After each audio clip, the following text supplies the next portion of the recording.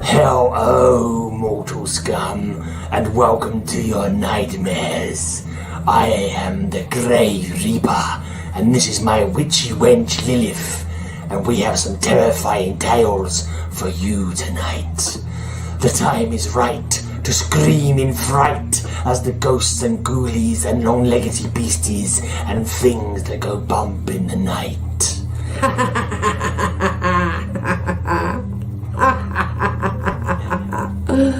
Control yourself, Lilith.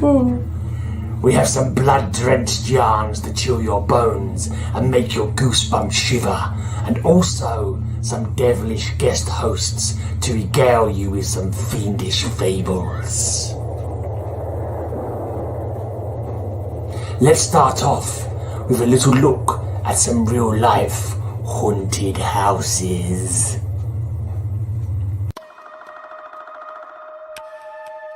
Haunted house. The ominous abode of the dark and unholy. Where next will you find its menacing shadow? In some hidden corner of the teeming city? On some storm-swept mountaintop? Or in the dark and brooding jungle of the mind of man? Beware the hellhound who leaps from the stone walls of Bellicking House in Perthshire, England. Who knows what prey he seeks? The Civil War ended over a century ago, but in his New Orleans mansion, which stands to this day, General Beauregard still leads his ghostly Confederate troops through the bloody Battle of Shiloh. A phantom actor haunts the Theatre Royal in London, not as a portent of evil, but of good fortune, for his appearance foreshadowed such successes as Carousel, Oklahoma, and South Pacific.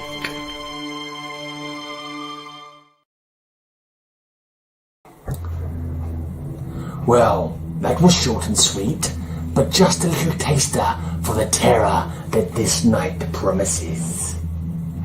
Let us introduce our first guest host now. Perhaps you've heard of the Brutal Browns from Colorado, USA. They look kind of innocent here, but don't let their seemingly friendly nature deceive you. That's how they always catch their victims.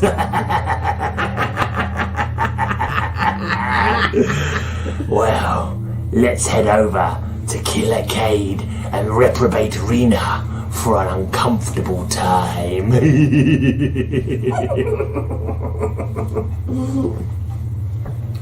Thanks, Greyman. So, Kade, have you ever thought about karma? No, I can't say I have.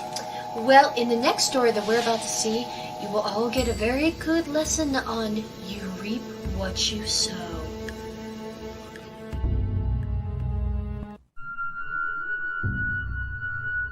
When a lunatic sister stands between a man and the money he loves, you just know somebody's got to be fit to kill.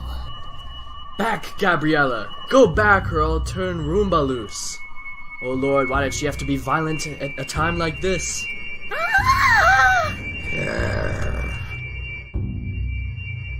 Gabriella retreats to her filthy, tattered mattress, whining, trembling with fear of the snarling mastiff. If I had looked at the calendar to see if there'd be a full moon, I'd never have invited John Hamilton here tonight. He wouldn't let his daughter marry me into a family where there's insanity. My name and my European title are all I have to sell for cold hard cash. Blast my maniac sister! I wish she were dead! She's no good to anyone, not even herself. Count Luther von Rushstein shudders as he reads again of his future bride's latest escapade. She'll be difficult to tame, but tame her I will. Fiery Marnie, Hamilton's charmed life survives plane crash. I tried to land and hang her, says Wild Redhead. But marriage makes it possible for me to pay off all my debts. Yes, I'd sell my soul for a small share of Hambleton's millions he made in cattle and oil. Mr. Hambleton? So good of you to come. How do you do, Count? Marnie'd skin me if I didn't. I'd like to settle this as quick as possible. I've got to get back to America. Very well. You know what I'd offer. Myself, my title, my castle. Right to the point. Good. There'll be no dowry. But I'll give you both $5,000 a month allowance. Only an allowance? My title goes back 500 years. I won't share it for a pittance. Before too many years, Marnie will inherit $200 million. A sudden noise from below sends a chill through Luther. Rivets holding the dungeon doorframe pull from the old cement.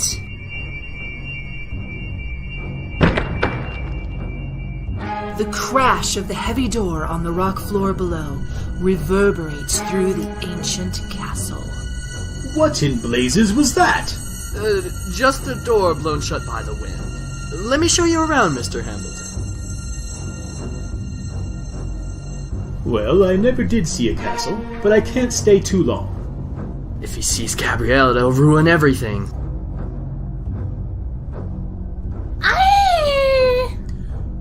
Who is that? I can't hide the truth. She's my sister. She's mad, Mr. Hambleton. But I swear to you, there's been no other insanity in all our family history. Go back downstairs, Gabriella. Is she dangerous?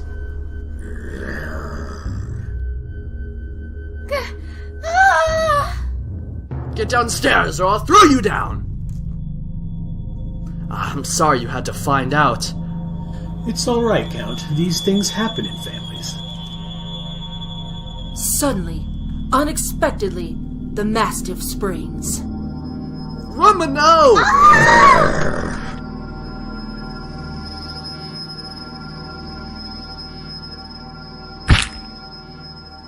Her neck was broken. Oh, my poor Gabriella. I'm so terribly sorry. Would you please help me carry her up to her room? You see, her brain was damaged at birth. She hid below this castle. She was terrified of Rumba. I should have killed the brute. Don't blame yourself. You're a compassionate man, Count. I admire you for that. I wish you'd consider my offer. It's difficult to speak of marriage now. But I must have your answer tonight. I'm due back home in the States. You still offer no dowry, Mr. Hambleton? Why? No doubt you've read about my daughter's escapades. She's not a bad girl, just spoiled. Perhaps you'd put up with her shenanigans, or you might get tired of trying. I want Marnie to stay married. You might decide to get a divorce and keep the dowry. Very well, Mr. Hambleton. I shall make arrangements for the wedding here. Splendid, splendid. As the multimillionaire's limousine speeds off into the night, Count Luther von Brustein chuckles softly. You played right into my hands, John Hambleton. I'll break your brat's spirit as I'd break a wild horse. I'll have my castle put in shape, refurnished, and I'll let your dear Marnie give you the bill for it. Rumba, you were my one real friend, and you died protecting me from that cursed mad woman. Want to laugh, Gabriella? Hambleton said I was compassionate. You're dead, and at last I'm free. A month later, Luther sees his bride for the first time, just before the wedding. Marnie is ravishingly beautiful. Take us to Father's yacht. No, you will drive me to my castle. Luther has taken firm rein on his $200 million heiress bride, and that night... I've got the world in the palm of my hand. I've lived like I've always wanted. He turns, smiling as he hears Marnie enter the sitting room. Well, my dear, the champagne should be... Marnie? What's the matter? Marnie! Oh my god! Oh yes, there's a full moon this night. No! That affects insane people. What an unexpected surprise Count Luther von Rostein's father-in-law palmed off on him. How lucky that the Count is a compassionate man, eh? The end.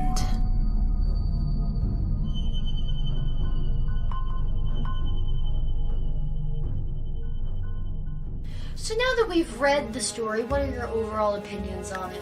I think the guy I played got exactly what he deserved. He was greedy, not good. Karma came to bite him square in the butt. Yeah, I feel bad for the dog though. Alright. Back to the Gray Man after this important message. You are under the spell of Kabbalah. Kabbalah, the mystic one, sees all, tells all the secrets of your future. You've turned out all the lights. In the dark of the room, an eerie green glow. It's Kabbalah. The moment is tense, but undaunted, you place your hand on the mysterious board. A deep breath, and you're ready with your first question. Will I ever pitch a winning game? You watch the ever-searching eye of Zohar. Round and round the crystal marble goes. Where will it stop? Only Kabbalah knows. Will it spell yes? Will it spell no? Anxiously you wait as the future unfolds. See Kabbalah cast its spell on TV. Minutes later, now it's your partner's turn. The tarot cards for me, says she. What will my future be? Slowly she reaches for a card, then swiftly turns it up. See? A happy marriage with children, material wealth. Whee! Learn the deep secrets of your future. Get Kabbalah to tell you all. It's an exciting game for everyone. Comes complete with luminous board, the Eye of Zohar, and crystal marble which spells out answers, plus 22 future-telling tarot cards and instructions. Transogram, where the fun comes from. My appreciation to you both, you brutal Browns, for that awesomely insane anecdote. Yes, what a frightfully fantastic tale that was. 2 mad women for the price of 1. I've known lots of mad women in my time. Lilith here, for example. And also, our next horrible host. Her name is Mad Matilda. She's housed in an asylum for the criminally insane, but she slipped out of her straitjacket and is preparing to entertain guests. Dare you venture into her cell for a visit?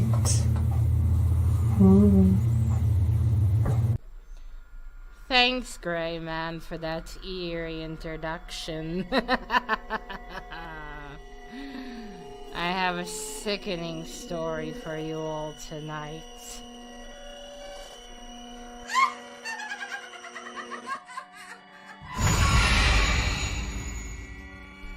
Hello, children.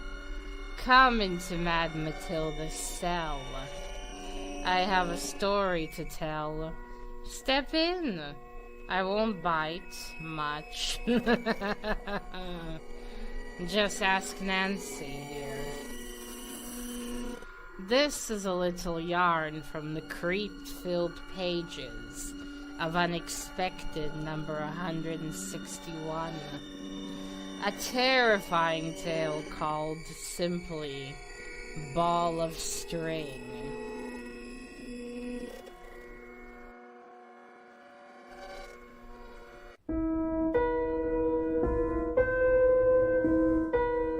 People save all kinds of things. Buttons and rubber bands, paper bags and paper clips, tin foil and twine.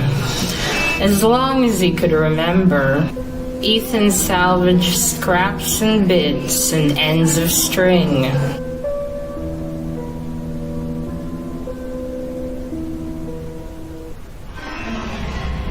Adding to it day by day through the years. watching it grow with miserly delight, until he could boast that the monstrous mound was the world's biggest ball of string. He jealously guarded the precious prize he'd accumulated with such painstaking labor, beamed upon it like a treasure trove. Scout, you little scoundrel! Never do that again! Don't you know you might unwind it? I'll kill you if I ever find you playing with it again, you devil! But some people were not impressed by his zeal, like his landlord. This is an outrage, an insult to common decency. I want you out of here, you understand? With that sphere of rubbish filched out of the gutter. Tomorrow morning, no later, or I'll have the constable on you. But where will we go? That's no concern of mine. Out! Out! Out! He doesn't understand how I slaved and nurtured it. It's been my life's work. He won't dare throw me out again. Never. Where can I put his body?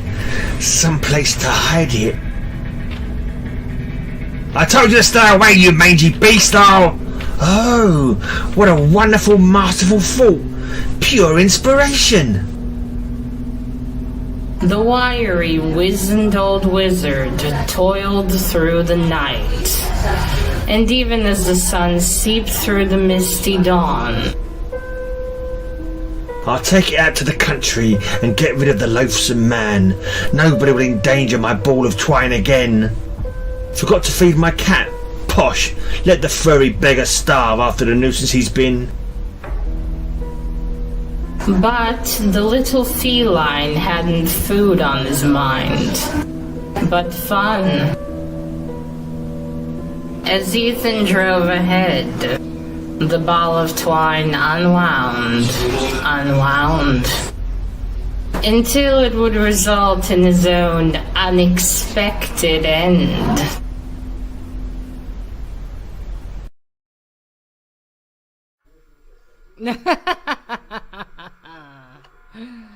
Wasn't that a nice short story? I kept it short as I didn't want to string you along. Well, evil Ethan certainly got his comeuppance there. That will teach him not to kick any cats in the future, eh? Oh dear, I hear the orderly's running. Looks like it's time for my medication again. Poor Nancy here didn't give it to me properly last time. Oh well. Now to pass you back to the Greyman after this short ad break.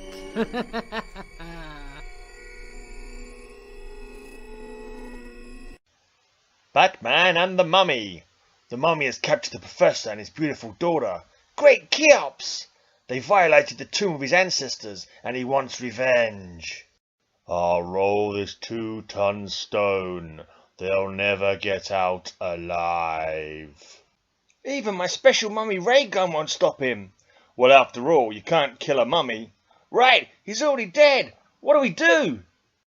We've got to have a secret weapon. I've got it. What is it? We've got to act fast. We'll lure him away with an offer he can't resist. Seems I've heard that somewhere before. What's that? Here he comes. Delicious hostess Twinkies. I can't resist that moist sponge cake and creamy filling. I've been around for 2,000 years and I've never tasted anything so good. Now's our chance to escape. Let's go. Gee, thanks Batman and Robin for these delicious Hostess Twinkies. You get a big delight in every bite of Hostess Twinkies. Hostess and Twinkies are registered trademarks of ITT Continental Baking Company. Well, that was a fun little tale for you, wasn't it? Imagine killing over something as trivial as a ball of string. How ridiculous. I'd never kill someone over something as petty as that. What about that time when... Shush, Lisa. No need to go into that little massacre. I mean, that little episode. It was nothing. A mere handful of souls. Just a trifle. We wouldn't want to have the law on us now, would we? After all, there's no more room in the garden for any more Anyway, talking of the police, here's a short screamer for you called The Beat Goes On.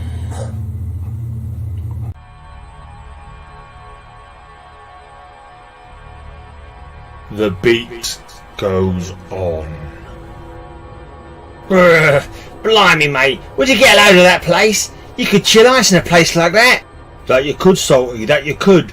Let's get us a move on. We'll leave that place to the constable who has that beat. You mean a cop has got to walk that place in there? You couldn't get me to do that if you made me the king yourself. Or me, Salty, or me, but there's a cop what's got that beat. I've seen him myself. You've seen him? That's a relief. I'll remember that the next time I've got the late shift and have to pass this old cemetery at night. Then you mean you is afraid of what's in there, like ghosts and spirits? Nah, I don't believe in ghosts and things like that. But you know these days, there is so many about that would set upon a man and rob his purse. But ghosts? There ain't no such things. It's feast what worries me, but ghosts? They just don't exist. That's all. They just don't exist.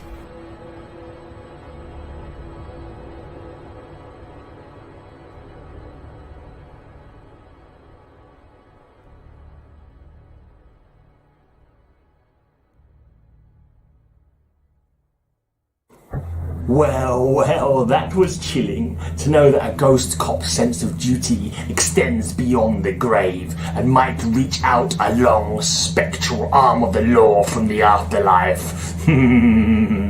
How would you like it if an ectoplasmic hand felt your collar? Brace yourselves for another story now. This is sort of a war story. A tale about heroes lost in battle, and this one hero who seems not know that they're lost and attempts to make a landing back in the realm of the living. This tale is brought to life, so to speak, with the nasty narration and acidic acting talents of Beastly Ben, the attention-seeking geek, and Murderous Miller of Comic Mag's Musings. Torn violently from the putrid pages of Ghosts 28, it's a ghostly, ghastly tale that you're sure to enjoy. Yes.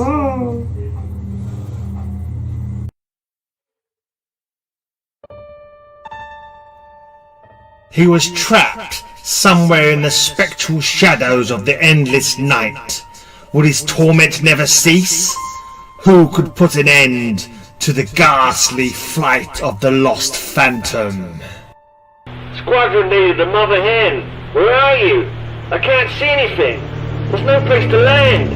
And I'm running out of fuel. On a foggy day in 1965, as reporter Ralph Kelso covered a story in the Hoboken NJ wrecking yards. There she is, the Washington, one of the fightingest ships in World War II, and now they're tearing her apart in the boneyard. 20 years ago, men were fighting and dying on those decks. Now, she's dying too. Suddenly, in the eerily drifting mists, a plane, right overhead. Sounds like he's coming down. Then a faint and shadowy form plunging downward. He'll be killed, the crazy fool. Don't call him that. It's Lieutenant Carver, the poor devil. But an instant later... No, it's not a plane. It was just some patches of fog. Who is this Lieutenant Carver you were talking about? Carver? He was a hero who served aboard the Washington back at the end of the war. Yes, Back in 45, he was the hottest pilot on the Washington with 14 Japanese planes to his credit. Then, one day at sunset, the Washington was trapped off Saipan Island. Give him help, guys. We've got to give Mother Hen a chance to get away. And as the night and fog closed in... That's the last of those nips, but all my buddies are gone. I'm the only one left. Carver was in a jam. In the dark, there was no sign of the carrier. Half-chick to Mother Hen, looking for a home. Where are you? Far below, the carrier was heading away under blackout conditions. Fuel gauge near zero. Mother Hen, where are you? Captain, Carver's right overhead. If we light up the flight deck for just a few seconds. Not a chance.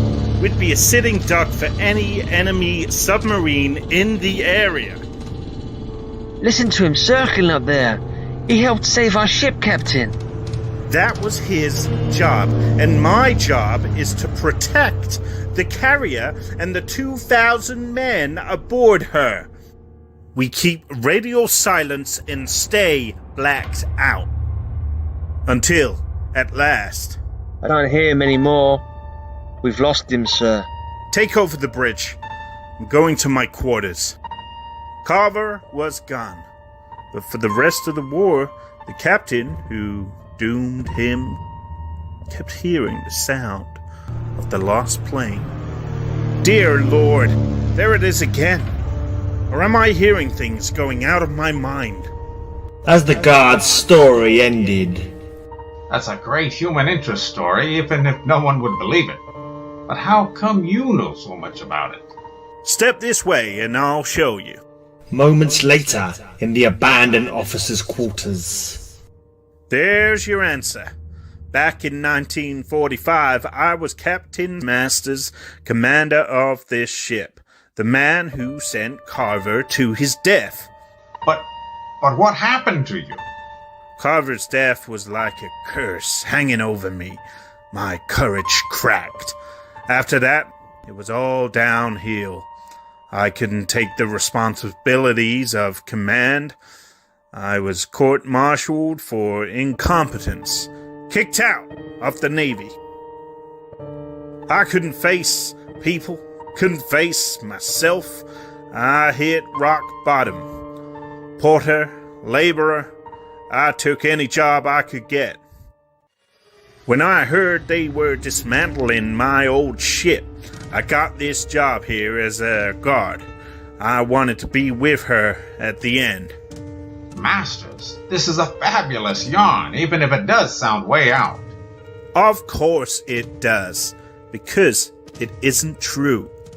Tell your readers of an imaginary story dreamed up by a lonely old has-been to pass the time while he's on guard duty. I should have known. But then, in the eerie night... What's that? It's Carver again. But I don't see anything. Nothing's out there. You said it was all a made-up story. It's Carver, I tell you.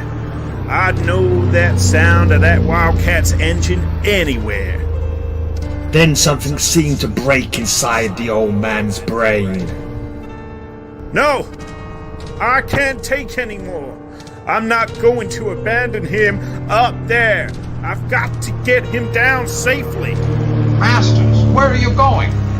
He was back in a moment, his eyes glittering wildly.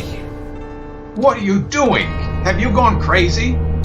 Don't you understand? They're dismantling the landing lights, but I can guide him with these electric torches. Carver! I'll light your way! Come in, Carver! He's trying to land a pilot who's been dead for 20 years. The man's a raving lunatic. I'd better grab him before he runs off the fantail. And then, in the next blood-chilling moment, Kelso saw it. A winged phantom thundering out of the swirling fog. He sees me! Carver's coming in for landing! Are we both crazy? There is something flying this way. Masters, you're in his flight path. Watch out or... And in a split second of mind-crumbling terror... He's dead. For the next hour, the carrier swarmed with police and wreckers. The doc said he died of a heart attack. So what's this wacky story about a plane crash? Nobody else saw it. But that plane was circling the ship. Someone must have heard it. That sounded like a plane, huh? Could have been this generator we were trying to fix. Watch what happens when I throw this switch. Of course. That was the sound I heard. All the rest was an illusion in the old man's mind. I was a fool to let it affect me that way. Ralph Kelso was drawn back to the flight deck. And yet it all seemed so horribly real. I saw it with my own eyes. And then he spotted it, lying on the flight deck. Good Lord, what's this? The 14 victory emblems Carver had painted on the side of his plane. Then Carver was here. He did come in for a landing at last. Yes, we changed the name of the carrier and the site of the wrecking yard, but only to guard against notoriety and curiosity seekers. But the facts are there, and the judgment must be your own. Do you dare doubt the awesome power of the supernatural?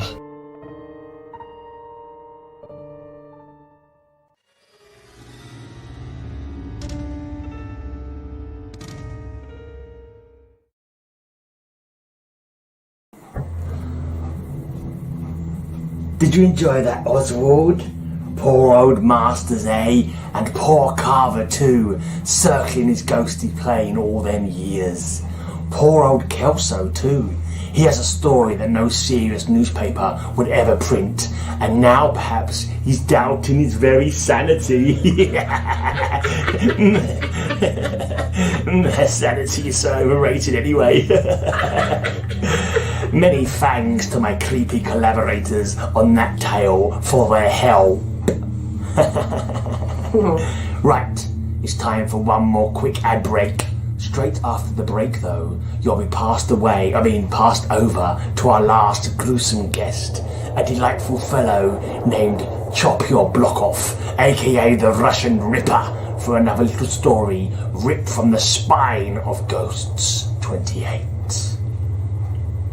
Grandpa Munster digs the Dragula. The cat from AMT and George Barris gave Grandpa Munster a surprise. Grandpa, here's your dream car. Wow, I'm dying to drive it. I'll bury Herman at the strip. There's still a bigger surprise for you. AMT's made your Dragula into a super detailed kit. That's a dead ringer, just like Herman's Munster coach model. Complete with Mustang engine. Plenty of chrome goodies. Here, now, AMT's Fabulous Dragula or Herman's Munster Coach. Buy them both, $1.70 each. AMT Corporation, Box 400, Troy, Michigan. AMT.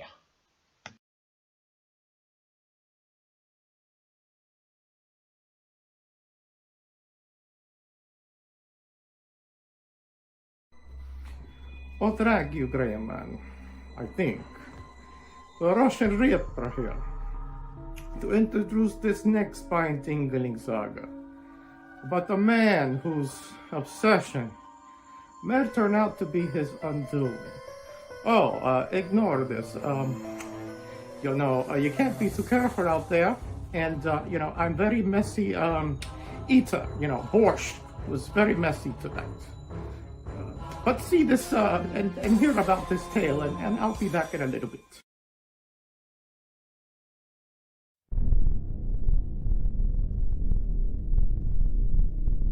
In all the People's Republic, no one was more tyrannical, more pitiless than Jan Rassic, until he came face to face with the savage she-thing they called the Spectre of the Iron Duchess. Jan, my beloved, you came back to me. I knew we were meant for each other. Minister of Transport Jan Rasek was known throughout the country as a harsh taskmaster, a man of towering rages. This is the 6th truck wrecked and looted on this mountain road. It's sabotage. Somebody will be shot for this. But comrade, mister, no mortal being is to blame. There's a curse on this road. They say that centuries ago, an evil duchess lived in this deserted castle. She robbed every passing caravan. To this day, her ghost takes a toll from the traffic that goes by. Bah!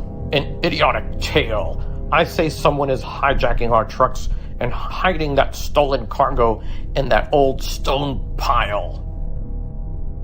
But comrade, we have searched the castle time and again. There's no trace of the vanished truck drivers or the cargo. I still say enemies of the state are responsible. I will investigate this personally. It was later in the library of the local village that Rasek found a puzzling clue.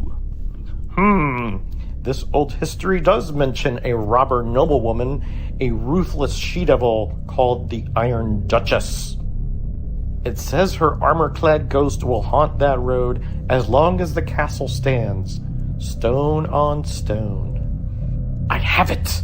The saboteurs are using that ridiculous ghost story as cover for their raids on my transport trucks. But they underestimate Jan Rasek. I have a surprise for them. 2 nights later, a truck rumbled up the dark mountain road. I learned how to handle situations like this when I worked in the underground during the war against the Nazis. Let us see if those saboteurs can pirate a truck away from me. Then, in the dead of night, he knew the icy chill of death. Ghostly hands gripping the wheel, trying to take it from me. It's the Iron Duchess! But even in the midst of his fear, Rasek fought back. No, ghost demon, creature of hell, no one will take the wheel from Jan Rasek. And then, weirdly, abruptly, the struggle ended. I'm winning! She's starting to vanish! Another moment and she'll be gone! Then there is a ghost, but I have beaten her. I have defeated the Iron Duchess. But what of the drivers who will follow after me? Without an iron will like mine, how can they resist the power of the ghastly phantom? No, there is only one way to eliminate the specter permanently. Short days later, at a meeting of the National Council, and according to the legend, the Iron Duchess will prey on her victims as long as her castle stands. Ridiculous, comrade. Rasek uses this story as a deadly phantom to hide his failures as the Minister of Transport. Rasek has outlived his usefulness. He should be replaced. Even if his story were true, how could we admit to the world that we, the Council, believe in ghosts? But there was one friendly voice. Rasek, we, the old peasant stock, know how many of these old legends are true. But you'll better act quickly or your enemies will throw you off the council. Yes, my career hangs in the balance. Either I destroy the curse of the Iron Duchess or she destroys me. 2 nights later, on the mist-shrouded mountain road, the truck can hardly make it up the grade. It's so overloaded. But this is one cargo that will reach its destination. There it is. The lair of that phantom Hellcat. What would happen if she suddenly appeared? But Rasek does not fear the Iron Duchess. I am bringing her a gift. Yes, once I start the motor again, this load of high explosives will be headed right to her castle. This delayed action fuse will give me a chance to get off the truck in time. Suddenly, fearfully, the truck, it's moving, but who started the motor? And as the mindless terror gripped him, the Iron Duchess! I knew you would return. Like me, you are hard, ruthless, a man who must win. We make a splendid pair. It was then that he realized her satanic purpose. She's steering off the road to go off the cliff. No, after all my work, all my planning, I've got to get the truck back on target. His iron will was his only weapon, yet he defied the powers of hell itself. Fool, you can't win. No one defeats Rassic. Your castle must be destroyed, even if it costs me my...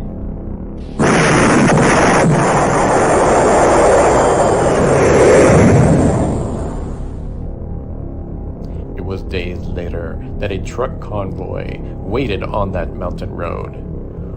What's holding things up? What are we waiting for? They told us this road was safe. I understand they're holding some kind of ceremony up ahead. Now her castle is destroyed, comrades. The Iron Duchess harmed no one. The road is safe. Let the first vehicle pass.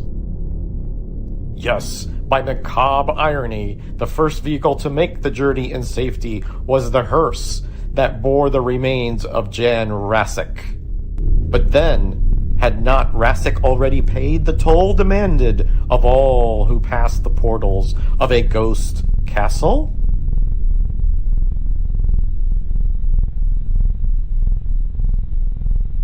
The end.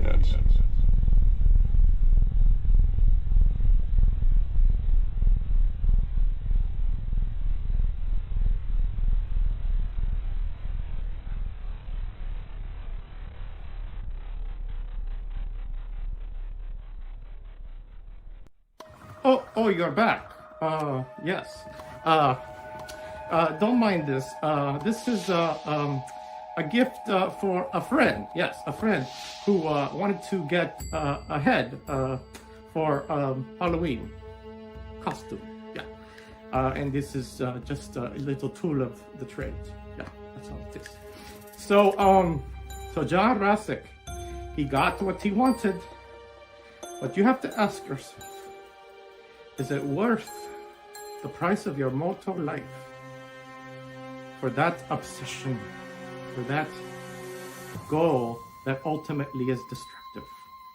I leave you with that, and I send you back to the greyman. Thank you.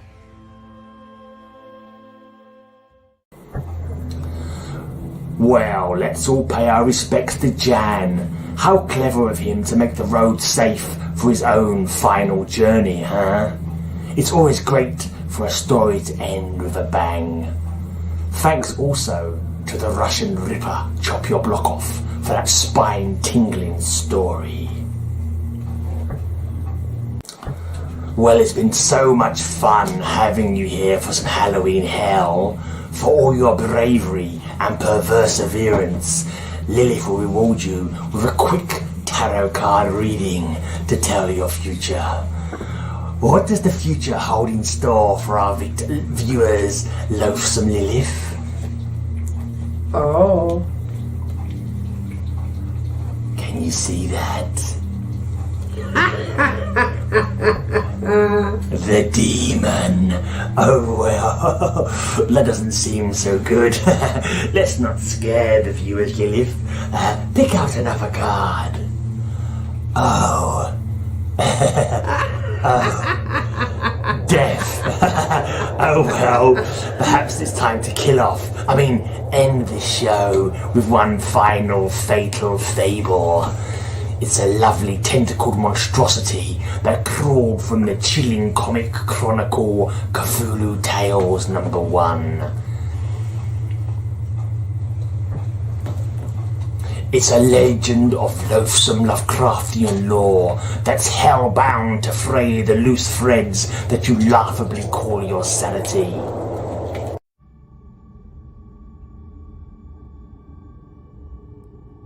Bear with me, friend. What I am about to reveal to you requires patience and an open mind. You may think me as mad as the people of the town where I lived, but I assure you, once you have distilled the facts from the fantasy, you will know that my words are true and may even save your life one day. I have seen the fear and I am here to tell you that this world is not what it seems. My name is Father Martin Blair. I was and remain a man of faith. It is what I now have faith in that has changed. I have lived my entire life in a small New England town called Mason. I tended a small flock of devoted followers, held mass every Sunday. For all practical purposes, I was a happy man. Myself and all of the citizens of Mason were fine and content, living under the watchful, loving eye of God. It was a good life. So good, in fact, that maybe I was a fool to ever believe it was real. It all began to fall apart when the man with the milky eyes came to town. His name was Samuel. He came to Mason in the fall of 1913. He was blind, and his eyes had a milky coating like mould grown over them.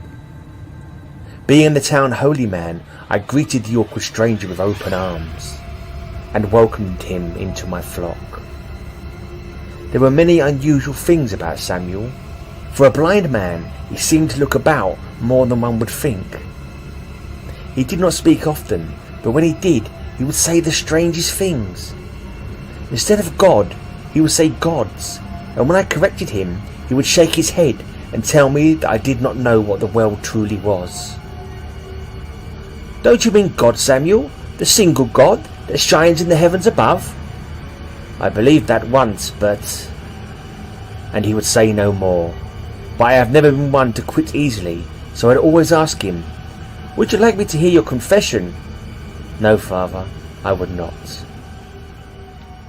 One chilly night in October, I heard a frightful sound coming from the centre of town.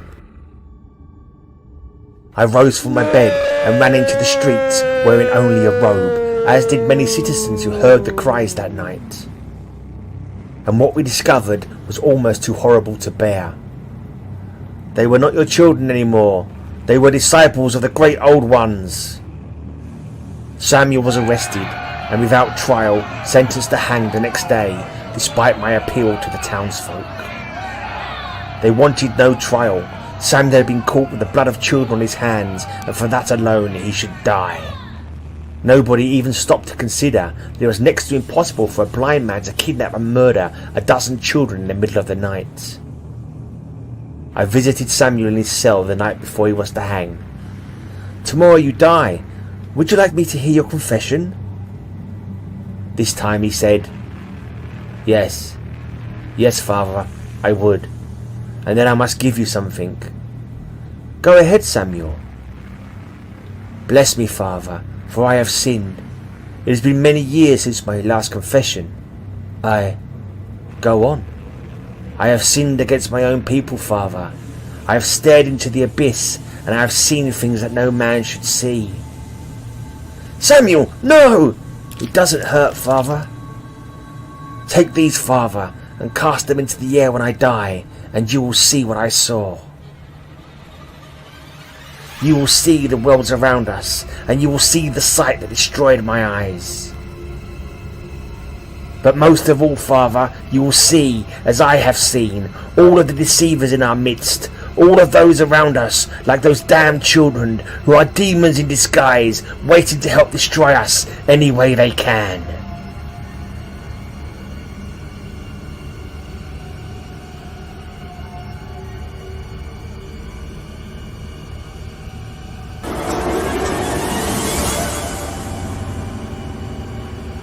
That Sunday, I have seen things that no man should ever see. Learned things that we were never meant to know. And I still tend to my flock, keeping a careful eye, as should you, dear reader. Look hard at the person sitting next to you. If you think you are looking at ancient evil, do not be too unsure. That is what I have faith in now. Evil is true and real and living all around us, and must be stopped at all costs.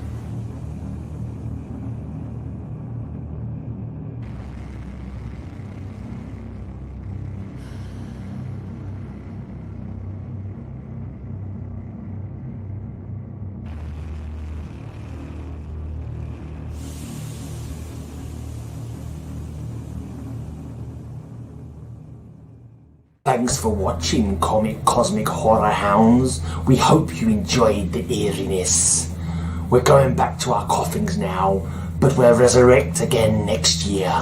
But until that time, remember, do have nightmares, won't you?